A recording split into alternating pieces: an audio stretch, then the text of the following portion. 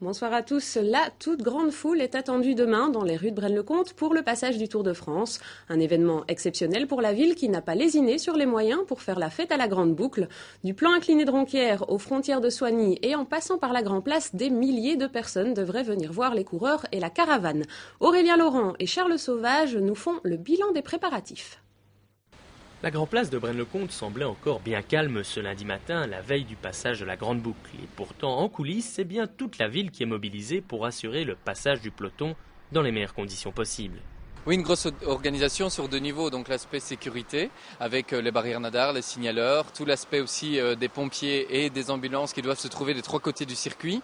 Et puis aussi une organisation festive, puisqu'ici sur cette même Grand Place, nous allons essayer de faire la fête au Tour de France. Organiser la traversée d'une ville par la plus grande course cycliste du monde ne s'improvise pas, surtout du point de vue de la sécurité. Donc c'est toute une organisation, il faut expliquer ça à beaucoup de personnes, il y a les taxis, il y a forcément les ambulances, tout l'aspect des pompiers. Donc là nous avons mis des équipes dans chaque coin de la ville et donc des villages aussi, donc tout est couvert à ce niveau-là aussi. Mais c'est vrai que la sécurité évidemment est très très importante. Avec une ville couverte de barrières nadars, les Brénois devront adapter leur trajet durant le passage du Tour. Donc c'est principalement tout ce qui est national. Donc la nationale qui vient de Nivelles et donc qui passe par Ronquière, Henri Pont et puis par le Marouzet à Braine-le-Comte et la rue des Digues. Donc tout ça sera bloqué. Donc interdit, j'insiste bien là-dessus, mais interdit de cisailler le parcours. Donc ça veut dire que des personnes vont même devoir partir vers l'autoroute pour pouvoir se rendre de l'autre côté de la ville de Braine-le-Comte. Et alors toute la nationale 6, donc c'est à partir de la rue des Digues jusqu'à Soigny. Donc toute la nationale qui traverse ici derrière moi d'ailleurs la ville de Braine-le-Comte.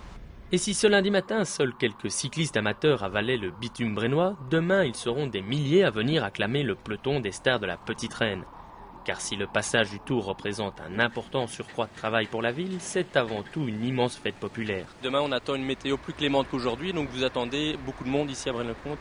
Oui, on attend beaucoup de monde. On est assez content de l'opération Deux Tours sinon rien, puisque on a le Tour de France et puis on a encore le Tour de la région wallonne qui viendra ici sur cette grande place. Et on a fait un t-shirt, on a fait demain, donc les géants viendront sur cette grande place danser avec la fanfare. Et c'est vrai que pour l'instant, les personnes ont l'air de répondre très favorablement et surtout ils seront très nombreux.